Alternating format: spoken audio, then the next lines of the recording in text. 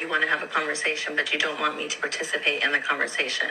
I'm trying to tell you what I think, and you're arguing all the points. Why is it that you're telling me what you think and I'm arguing versus I'm telling you what I think and you're telling me what you think? We're getting nowhere with this. Okay, then I'm done. There are two things you can't do if you want to have an effective conversation with your partner. You can't take communication as criticism, and you can't listen to respond instead of listening to understand. You have to be committed to understanding each other. Talking is not enough because communication means nothing if you're not connecting while you're doing it. And you can't try to wound her with your words. You get so hurt by what she's saying that you try to come up with something that will hurt her worse instead of thinking about how you can both hurt less together. And you have to resist the urge to win the argument because nobody wins if the relationship is broken. Calling someone names may make you feel better, but it doesn't do anything to improve the relationship because you're not even proposing something that can be fixed. And you're not listening if you're too busy getting offended by what she's saying. And you should consider why you're getting offended, because if it hurts to hear how you're behaving, just imagine what it feels like to deal with that behavior.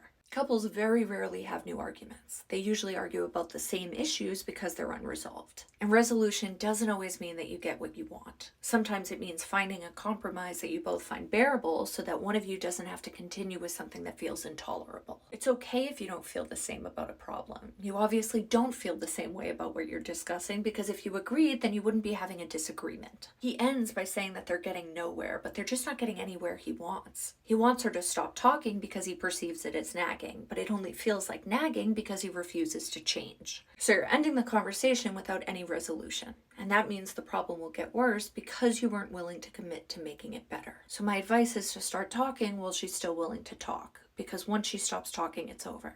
And once it's over, there's no getting her back.